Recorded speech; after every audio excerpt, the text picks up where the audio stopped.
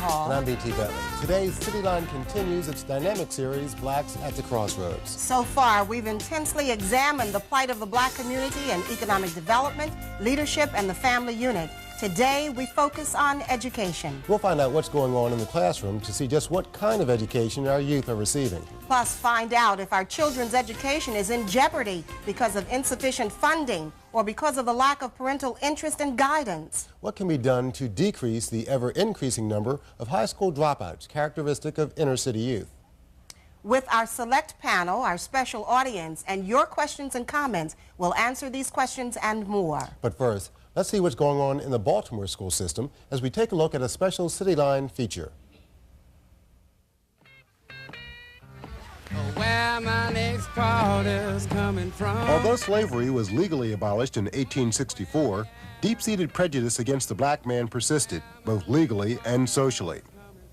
In the 1896 Plessy versus Ferguson decision, the Supreme Court ruled that segregation was legal, and thus the separate but equal law was born.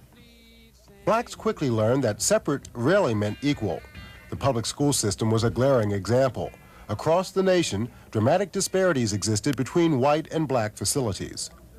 On May 17, 1954, in the Brown versus Board of Education case, the Supreme Court ruled that segregation was unconstitutional and ordered schools to desegregate. Desegregation promised to close the educational rift that existed between white and black America.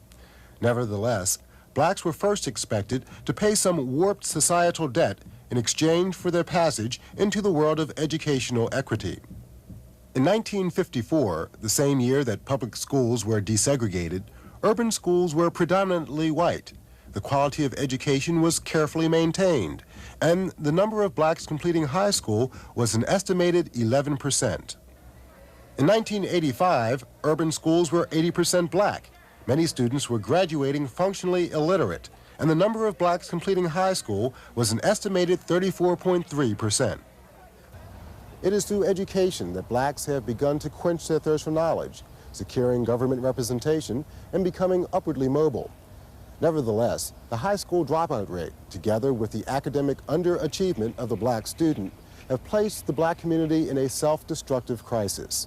Blacks must assess the damage and begin to devise comprehensive plans of action to ensure against the political and socioeconomic travesties of the past. Blacks must resume their struggle for a competitive education. For 1987, they find themselves once again at the crossroads.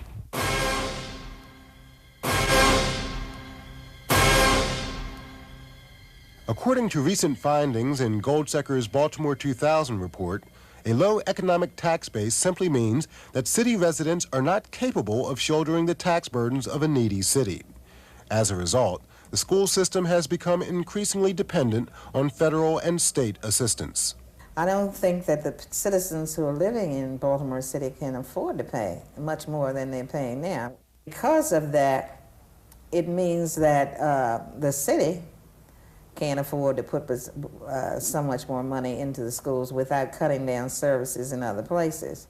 There must be a major effort on the part of the state to increase funds to school districts that cannot afford, do not have the means to provide the money. Then the other answer is the federal government, which too has a responsibility, particularly in urban areas where you have a population that has been neglected and deprived of those advantages that make them self-sufficient. In addition to insufficient funds that result in underpaid teachers and a curriculum that fails to meet the needs of its students, city school students are hampered by roadblocks, some of which begin at home. Before we help them to achieve, we've got to take a look at our program. What are we doing that makes a difference? Because before we can help the children to achieve, we've got to get them here. Some students drop out because they have to earn a living. We also have a serious drug problem in this city. Some students become involved in drugs and drop out. Some, as you know, we have a high teenage pregnancy rate in Baltimore City. This is another serious problem. How do the deficiencies of secondary schools manifest themselves in the academic performance of the black college student? Elementary and secondary schools, in many instances, have not, in fact, prepared our students in the inner city to the extent to which we have a large cadre of our students meeting the requirements that are necessary now to get into our colleges and universities. The socioeconomic dangers of the rising dropout rate and the decline in scholastic achievement are now being addressed from within the system and from many social organizations and universities, such as the Baltimore Urban League and Morgan State University. In our stress or our push towards excellence, we have upgraded curriculum requirements, the state has, and we have too. The variety of tests that students must pass in order to graduate. The Baltimore Urban League has a relatively new education component. We call it Project for Equal Results. We're operating under the theory that if you begin early with young people and not let them fall behind, then you don't have so much remedial work to do. Mm-hmm. I think experience has shown that as youngsters are successful in the lower grades, they then maintain that success as they move into the higher grades. The Baltimore Urban League came to us early in November and asked if we wanted to be a part of a project that includes about 12 schools in the city. And the thing that they were doing that I really liked was different than adopt a school, where a business would adopt a school and work along with that school. They did what you call an alliance, where the business community, the parents, the school, and the school system, we joined together, joined hands to try to make a difference in terms of what happens to boys and girls.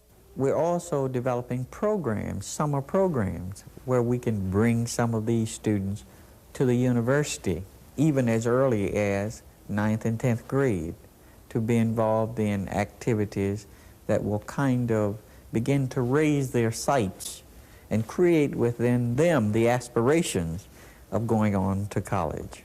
The future of the black race is in jeopardy. We think that unemployment is bad now. Mm-hmm. It could get worse. We think that the teenage pregnancy rate is bad now. It could get worse. We think that the crime rate is bad now. It could get worse. Experts agree that if the quality of education is not greatly improved, kids begin to fall behind before they've started. And if the upsurge of high school dropouts persists, the welfare rolls in terms of what happens when students are uneducated and then cannot get jobs, crime. The vision of economic and social equality for blacks will remain an elusive dream. And the school can make a difference in that. We invite our viewers at home to join our panel of experts as well as our studio audience by calling in at 481-1313 to take part in the discussion. And now, join BT and me for part 3 of Blacks at the Crossroads, Focus on Education, up next live on City Line.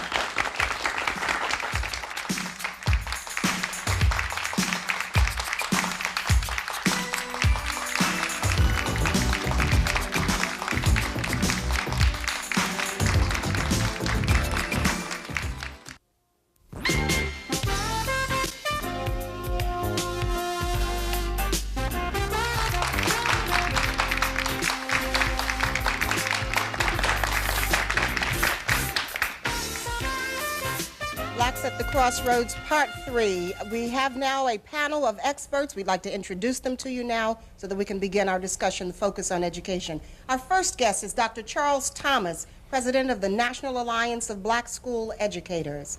Next to Dr. Thomas is Irene Dandridge, President of the Baltimore Teachers Union. And next, Mr. Arnett Brown, President of the Administration Association. Next to Arnett Brown is Dr. Rosetta Stith, Principal of the Lawrence J. Paquin School. And next to Dr. Stith is Deborah Hickman, the chairperson of the area CPTA. And last but not least, Mr. Moise Bosley, principal of Northwestern Senior High. Welcome our guest to City Line. What did I say? God, I always do it. I'm sorry, it's Boyce Mosley. I know better. I guess the question that we've decided that we want to begin with is quite simply, is the educational system failing our children? Begin with Dr. Thomas. I think that we are failing our children, but I think you have to go beyond that. You ought to talk about we have to talk about some of the reasons for our failing and some of the possible solutions that ought to be put in place so that the failure rate is not as great as it is now. Irene Dandridge. Yes, we're definitely failing our children. The good thing about it, however, is that both the community and educators and hopefully politicians are beginning to recognize that we're failing them and we have to do something about it. Ms. Arnett Brown? For a significant portion of our student population, we are failing our youngsters, since in fact we are not able to deliver at the end of the high school period entrance to college or significant employment. The we, of course, includes not only the schools, the administrators and teachers, but parents as well. Rosetta Stiff? I would say yes, but I would also have to clarify that by saying that we now need to think about strategies for change instead of dwelling on the issues, and also realize that this is happening all around the country. Deborah Hickman? I would say yes also, that we are failing our children, and I would say that an inherent part of that is the inequities of the governmental system. Okay, and Boyce Mosley. The answer, I would think, is yes and no. There are a group of students whom we are not failing. We are certainly giving a good education. These are the youngsters in the middle class.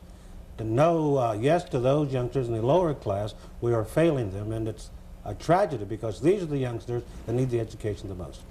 Okay, let's talk about it. Arnett Brown, you mentioned it a wee bit. Who is failing the children?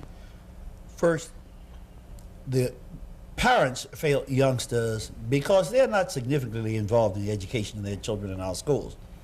It is a struggle very often to get our parents involved, and as Boyce says, there are parents who are involved, but the population with which we are concerned are those children who need education most, whose experiential backgrounds are lacking and who need a lot of nurture and attention. And we almost have to beg parents to be involved in schools, and it is my contention that those children are educated best whose parents insist that they are well educated. And that's, you know, that's the tragedy.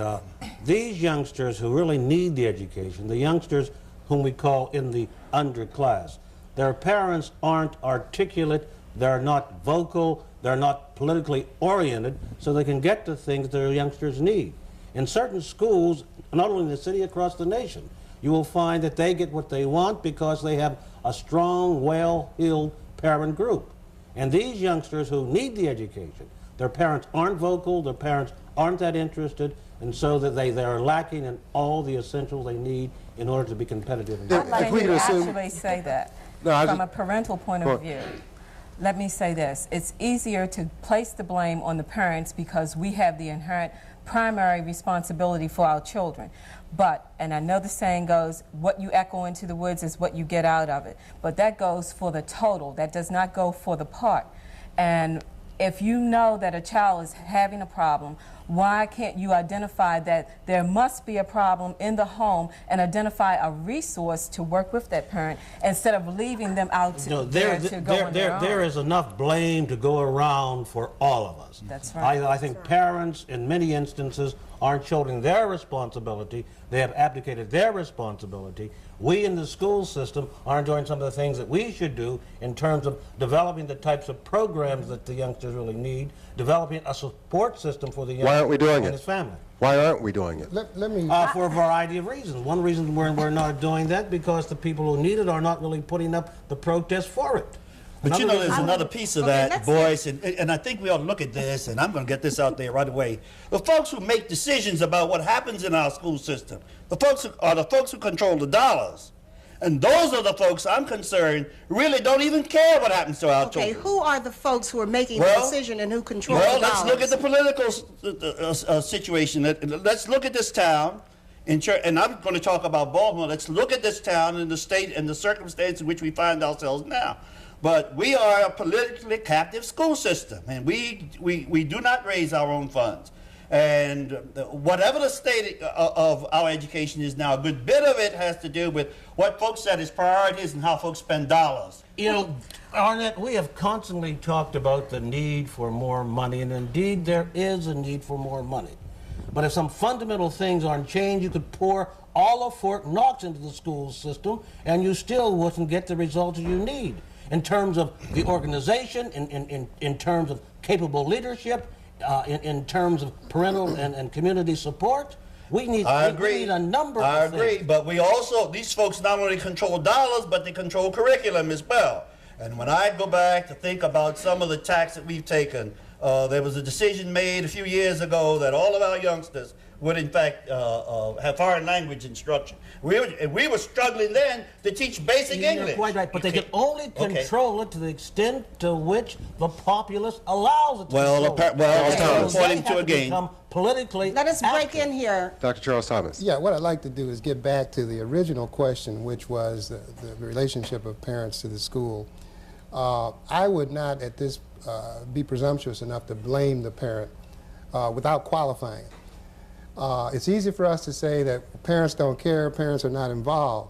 I don't think that's what you meant, but I think it should be explained that in some school situations, maybe not here in Baltimore, but in other urban settings and other school systems around the country, the school has taken a position where the parents have felt they're not welcome. And the kinds of input that parents ought to be providing, they feel intimidated. It's true. In some cases, the English is not what what the teacher speaks in terms of the grammar and what have you. When a person feels that way, they're not going to participate. They're going to turn the youngster over to the school, and you don't have the relationship. Well, obviously, there's so much more to discuss, and we have loads of time to do that, but we're going to take a break again. Invite you to continue to call at 481-1313. We'll come back with Blacks at the Crossroads, Focus on Education. Stay with us.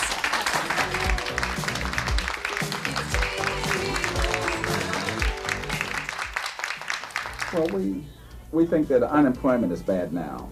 It could get worse. We think that the teenage pregnancy rate is bad now. It could get worse. We think that the crime rate is bad now. It could get worse. And what we believe is that as you work with children and their parents, with families, that you then improve their life chances and you then eliminate some of the negative kinds of things that will happen unless we take these steps to make sure that families are whole and that children are achieving in school and see a future for themselves. And that future will have to include employment.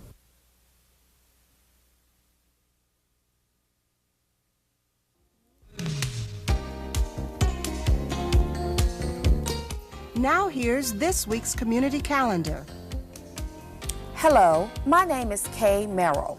The Baltimore Alumni Chapter of Sigma Gamma Rho Sorority Incorporated invites you to spend a day at the races with us on Saturday, May 23rd, beginning at 11 a.m. The subscription cost will include a luncheon, admission to Pimlico, and a program. Proceeds will benefit our scholarship fund. Everyone is welcome to be a part of these exciting activities.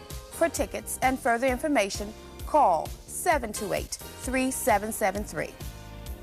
Hello, my name is Anthony Stewart. The Guilford School PTA number 214 invites you to attend their first annual May Festival on Wednesday, May 27 from 1 to 5 p.m. at the school, 4520 York Road. Our theme will be Guilford Yesterday, Today, and Tomorrow. We'll have special guests and the crowning of the festival King and Queen. Admission is free and open to the public. For further information, please call 396-6358.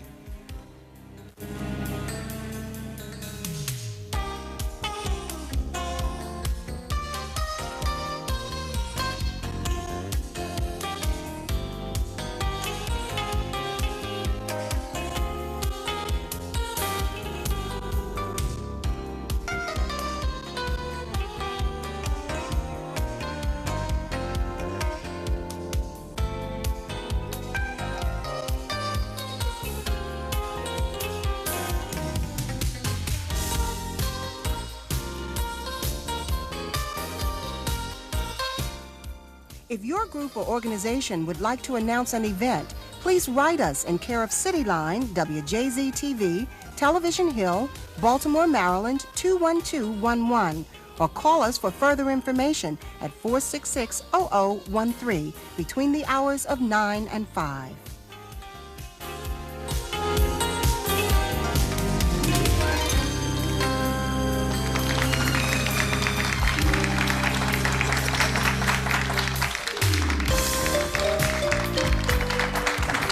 Welcome back to part 3 of City Line series, Blacks at the Crossroads. Today's focus is on education. When we left, we were talking about the role of parents, the failings that they have in terms of assisting their children in getting an adequate education.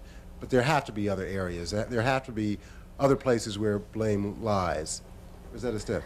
I'm going to speak in behalf of the parents, and this is basically from my vantage point and with the parents that I deal with. And granted, it is true for those kids who are highly motivated, you have highly motivated parents. But I think sometimes with the kids who tend not to be motivated, it stems from the parents. The parents sometimes lack motivation because they were young themselves, because the acorn doesn't fall too far from the tree. If they weren't motivated, they didn't have information available to them, they were not taught patience, the kids are also going to exhibit the same thing. I know we have to do a lot of creative things just to get parents there during the daytime. We have to offer a lot of things. The business community comes in, and a lot of parents, because of the crime, don't want to come out at night. So we have to be very, very creative in order to get the parents. And once you get the parents, and the climate, as he has said, is very good, their parents feel, I don't speak well, I may not look well, but I'm going to make sure that my kids do, but I don't want, because first impressions tend to be lasting. Irene Dandridge. I'd like to try to redirect this a little bit. We are dealing with children that are at risk, and these are the children that we're talking about primarily. These are children who are likely to become teenage mothers. These are children who are latchkey children. These are children who may come from a single-parent home, and these are, in many instances, poor children. And I think we all can take our share of blame. Teachers, administrators, even up to the superintendent, the board, so that we all are failing these children. These children require what schools, particularly black schools, predominantly black schools, back in the 50s did. The school has to take on the responsibility for doing things for children that are not done at home. We cannot change what is at home, but we can change what is in the schools. Where did we lose track? Where did things change? I mean, this has not always been the situation. No, it hasn't. I think when it changed is very often when we started to integrate our schools. No longer did schools from elementary through high school, even through the colleges, in the days when most of us were going to colleges, when the colleges went so far as to teach us what fork to use even. So that our schools have a responsibility that many schools do not have. And I don't think we can put all the blame on the parents, although I think the parents have a very big responsibility. Okay, now we've talked a lot about the parents and their involvement or lack of involvement. How do teachers fail students? How do administrators fail students? How does the system itself fail students? I would like to respond to that because I feel very deeply that the teachers and the administrators fail the students because of the fact that they're trying to take on my role, on other parents' roles. They're trying to do the parenting and the educating. You cannot do two things. You do the educating, I'll do the parenting. I don't need you. The system they're now feeding the kids in the mornings. I think that someone needs to get behind these parents when they fall down and you see Johnny coming to school hungry or he's not well groomed or whatever. If he's home by himself, send out some resources to work with this parent. Who, if not the schools? Don't take on our roles. Who, if not the schools, is going to take that role? I think that then you have the communities and you have the churches. The church and the black community has always been our stronghold. We have gotten away from the church, and so our children are left out there by themselves. They have no spiritual background. They have no sense of self-respect or dignity.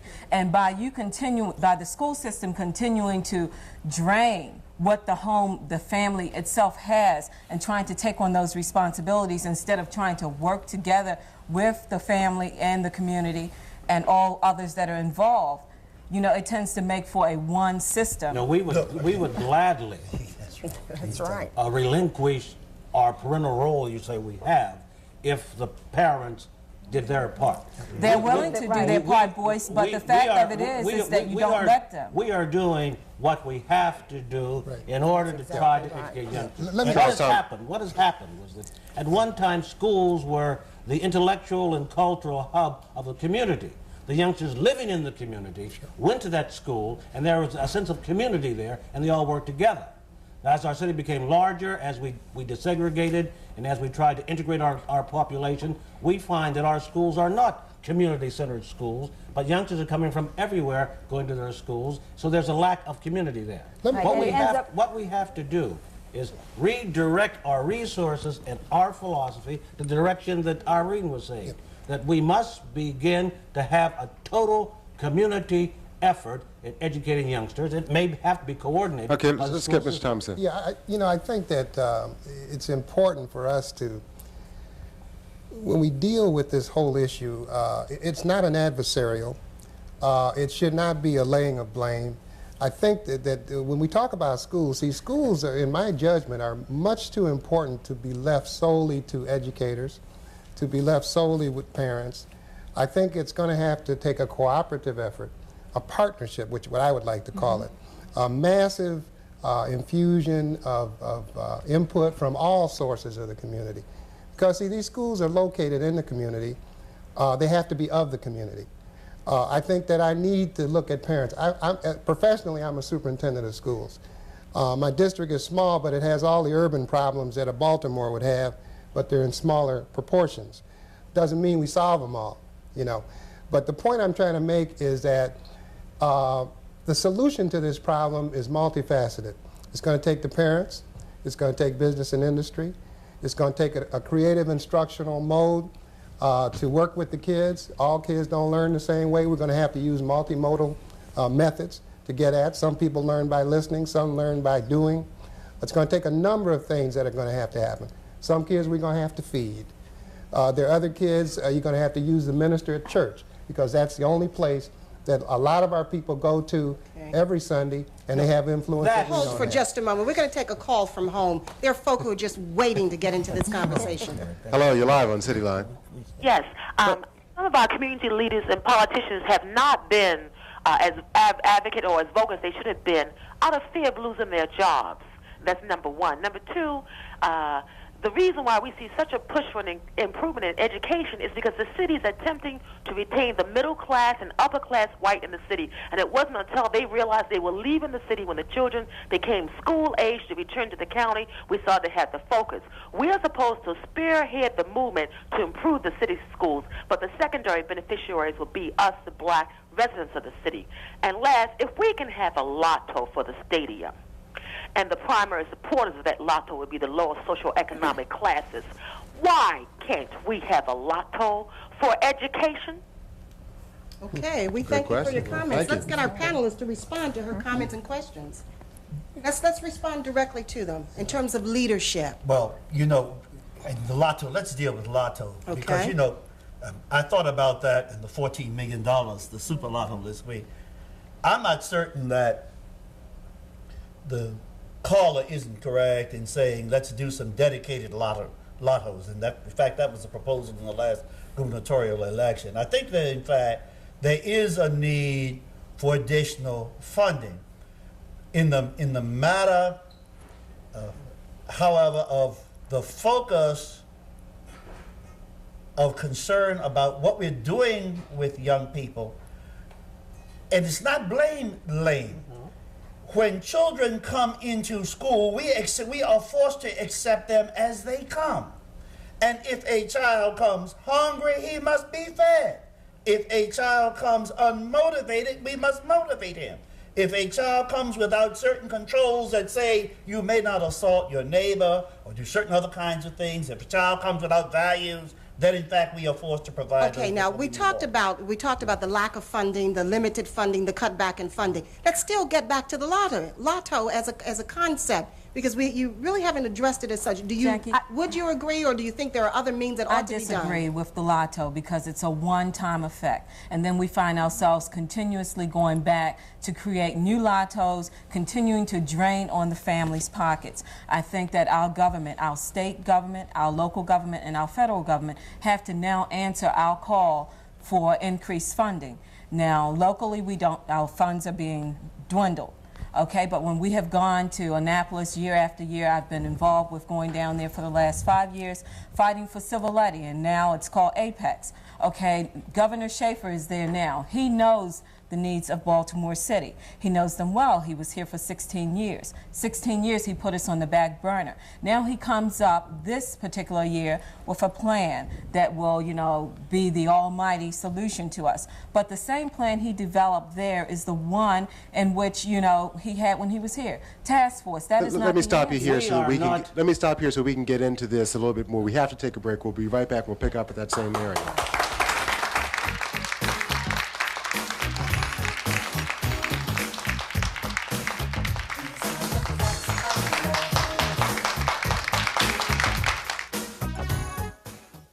Low achievement and poor attendance of students. It's my opinion that these two go hand in hand. If you can't get the children to come to school, if they aren't motivated to come from home, and once they get here they don't achieve, to me that's the real problem.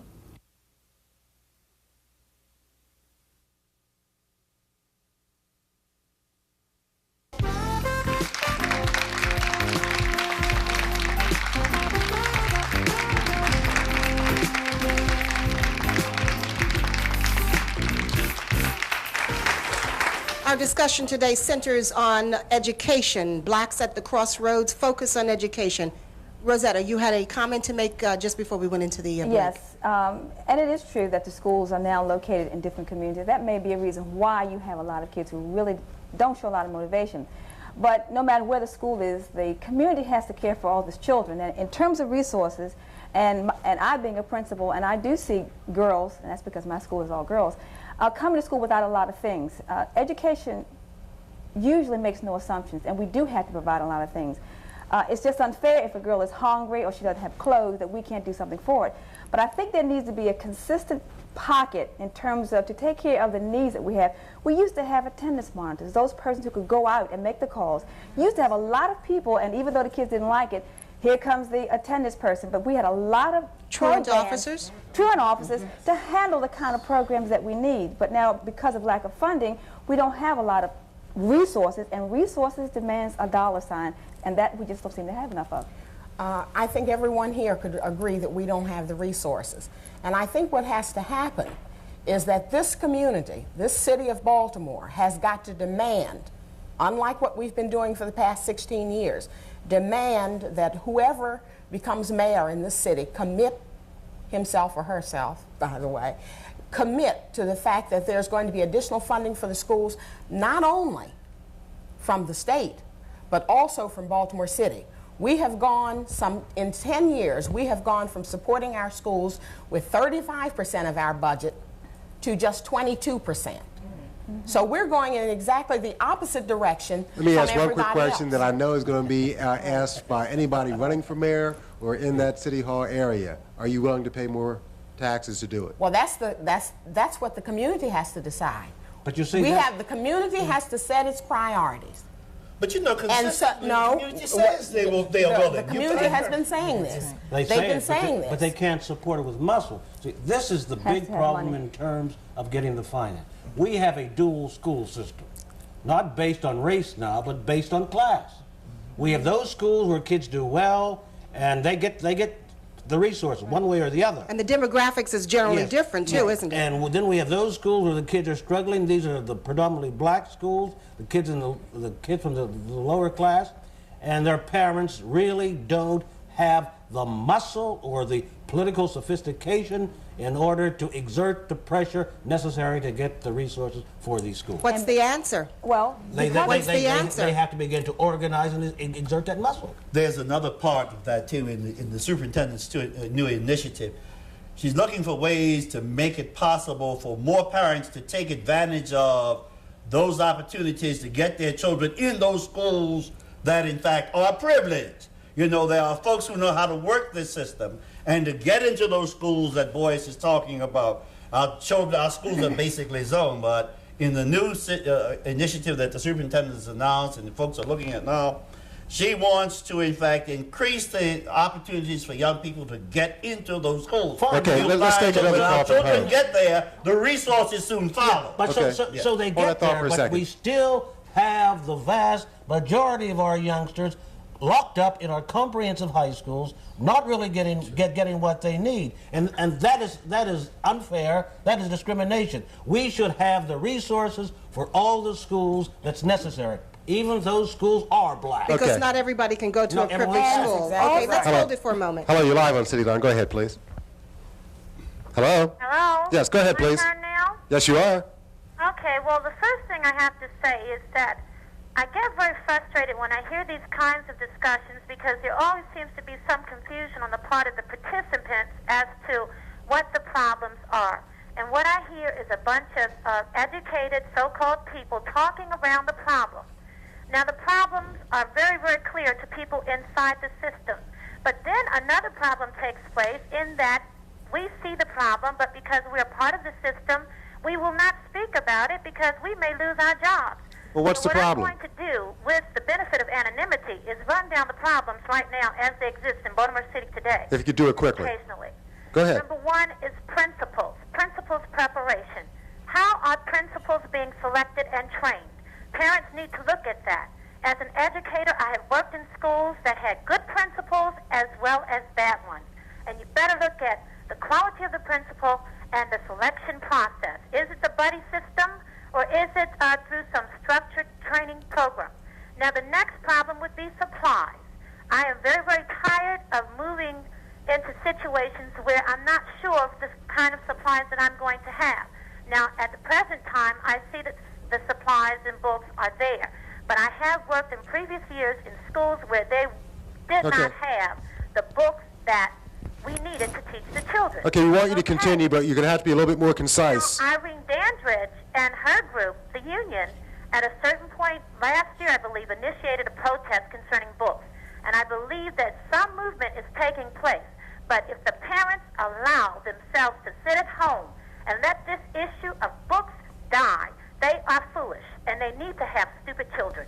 Okay, caller, thank you for that, and we'll get some comments. Thank you so much. Any comments? Yeah, let me comment about principals, and she's absolutely right. Since I represent the president of the Principals and Supervisors Association, there are some poor principals and some strong principals. Absolutely. I'm not certain the fact that the selection process could be described as a buddy system. We are in the third year now of an evaluation process where, in fact, principals are measured in terms of productivity and so on. Principals certainly set the tone for school buildings and, in fact, are held increasingly accountable for the progress of young. Well, Boyce Mosley is a principal, and we've read about you through the years. And I got on the buddy system, didn't I? Okay. We're gonna come back to you when we take this break. After the break, we're gonna come back to you, and then we're gonna move on to some other things, including solutions to the problems affecting our children. We'll be back in just a moment.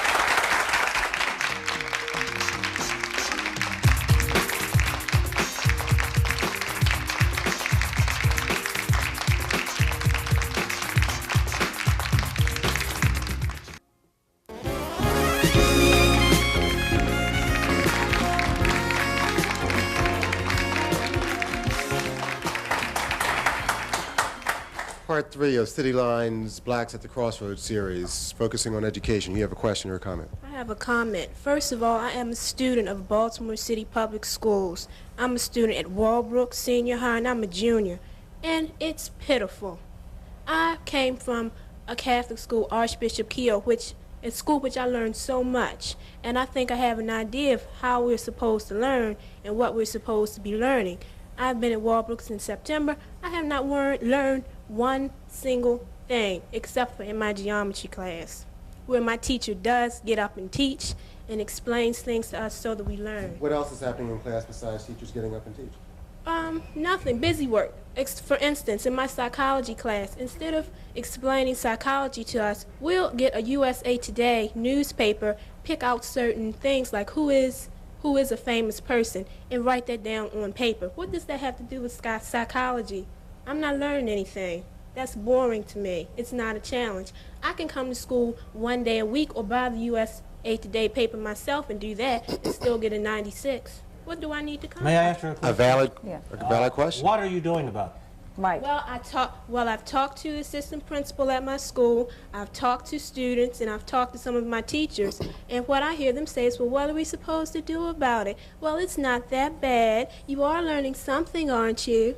What did your mother say about it? What did your mother say, your parents? Oh, my grandmother. Well, I live with my grandmother, and you know, she's old, and she wanted to send me back to Kiel, and she said she's sorry that I have to be there.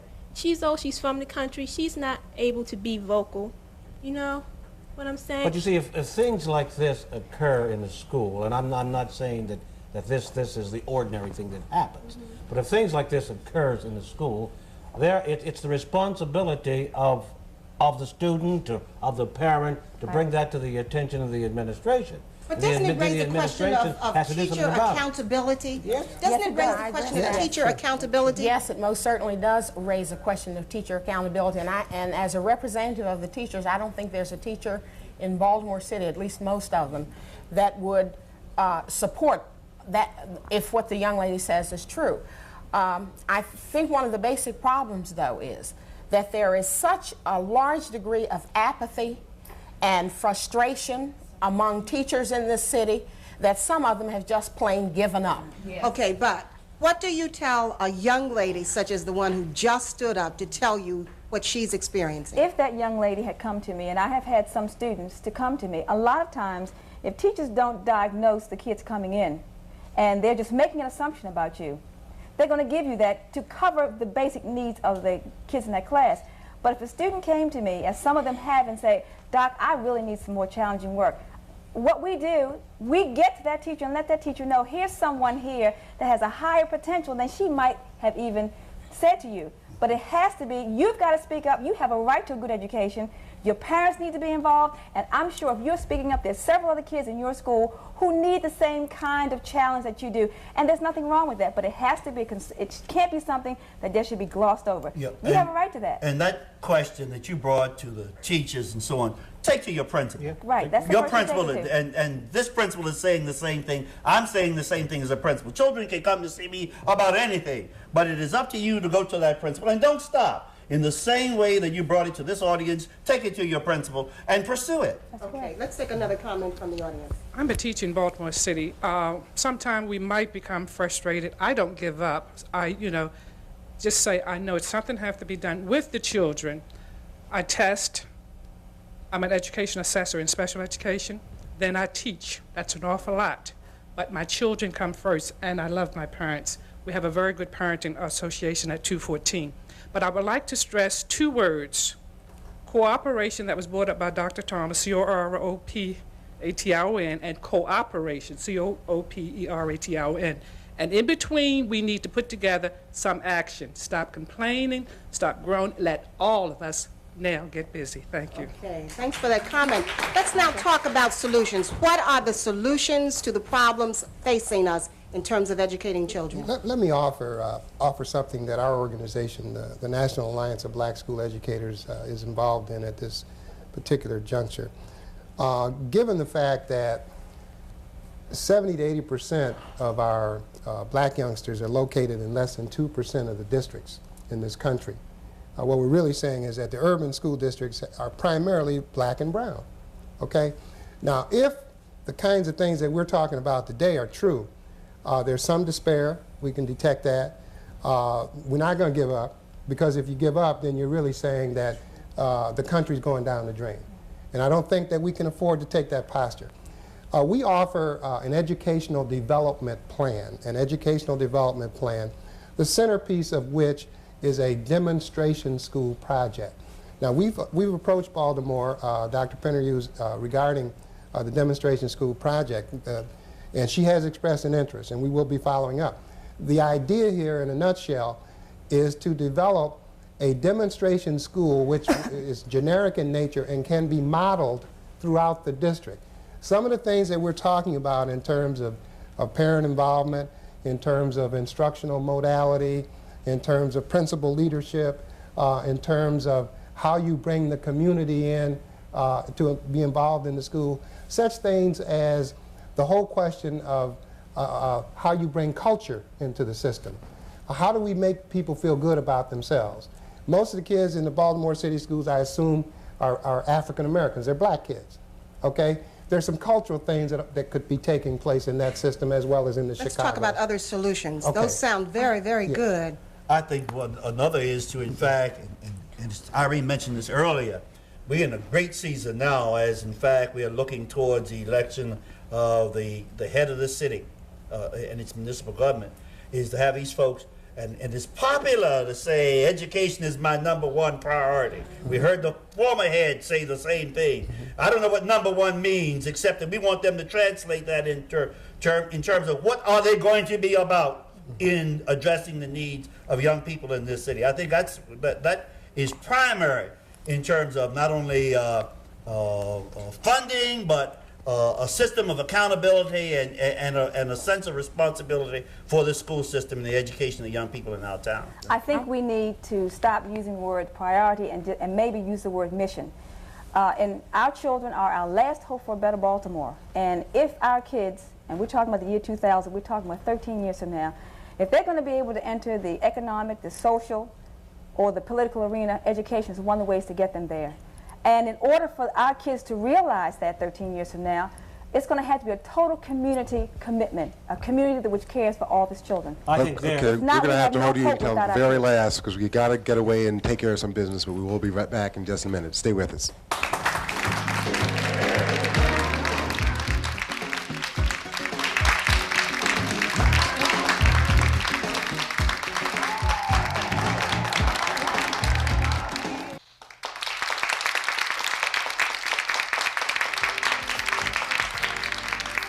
Our discussion on Blacks at the Crossroads focus on education today, but we have a few more moments. But we want to remind you about next week's show. It will be Blacks at the Crossroads Part 4, and it will be a summary of the month-long series. But we're going to continue to tape because the excitement is here. The discussion is going to continue. We invite you to call us within the next hour now. Within the next hour at 481-1313 so that we can continue our discussion. And on the first Sunday in June, we will have a jazz special, but we'll talk more about that. Let's get back now to our discussion on Blacks at the Crossroads Focus on Education, Solutions. Well, I think we're on the way to the solution. The solution is that business, parents, educators, politicians all set, and I like the word priority. Education is their first priority and demand that we all do our share, and I think we can lick this problem in Baltimore. I think that we cannot lick the problem until we as adults begin to see our role in our children's lives. We are to respect ourselves, in turn teach our children how to respect themselves and others.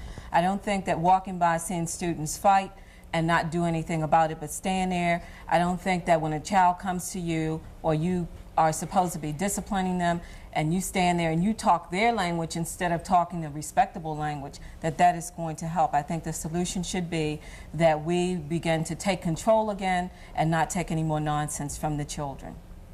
One, become politically empowered so you can get the resources and money that you need.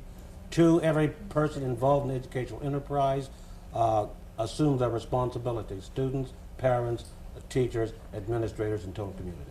And I think if anyone is sitting there wondering what to do or what part they should play, as Arnett just talked about, the superintendent has a plan which includes everybody, and that is the community involvement. So there's no excuse for not taking a part of this piece of pie. No excuse. Who is to spearhead the movement towards quality schools? You're all talking about pieces of it from your own vantage points. Who spearheads it? Who gets it moving? Who gets it to become as effective as it ought to be? As an organization, we see it. We see the Board of Education and the superintendent. Those people are elected or appointed depending on the system. They have the responsibility for the vision. They should provide the vision, the educational leadership that, in a way, is a blueprint for improving the system. In this town, is that going to happen in this town? We better leave it to the superintendent because I'm not encouraged by the board. Yeah. And why would you make such a statement? Because I'm saying to you, I'm not encouraged by the board. The board has had some stewardship for a good long while, and I don't see that, in fact, they're responsive. Wherever we are at the crossroads now, a part of it I let rest at the board's doorstep. And so I'm going to leave that to the superintendent. No, it ought to be the superintendent that spearheads it, but oftentimes you're not going to find that for political reasons. And I think it's going to have to be spearheaded by the principals in the schools having the courage to stand up define the problems, offer solutions, and be willing to implement them. We know what the problems are. We just need to start doing. We know what they are and where they are and who needs them And the the parents most. are saying, what you waiting for? That's No, correct. our parents are doing. In District C, we are moving. Our parents are growing. They come out to meetings, and they get involved in their individual schools and with their individual children. And I see heads shaking in the audience. That's not true. And you say it is true. And if these parents here are shaking their heads, no, that's because they have not bothered to come out to our meetings. And I would suggest to you, and I don't know Baltimore, but I'll bet you there are some success stories in the school district. There are some kids that are excelling. There are kids that are getting through this system, and we need to talk about those too. No, there are many So it's not gloom and doom. There are It's just many not gloom and success doom. stories, and we don't deny that. But what worries me and what worries many of us is there are too many of our youngsters being graduated that are functionally illiterate, that can't compete in the world. And those who are not even graduated. These are the have-nots. The challenge, and this is what we have to become concerned But with. what about the 35% plus who are not Who are not graduating, who are graduating. dropping out? That's correct. Yeah, Jackie, the challenge becomes to make every school in Baltimore a privileged school, because that term was used. There's no reason why those underprivileged schools, so-called, cannot become privileged schools. The year 2000 is going to be a rough trip if we don't now begin to put everybody on the same train. Right. We can't afford to have haves and have-nots. Well, we have them. I And know I'm we going to tell do. you, and we're going to continue to have them in our society, no matter how we talk. And so we must be prepared to deal with that. We must be constantly vigilant. We must always have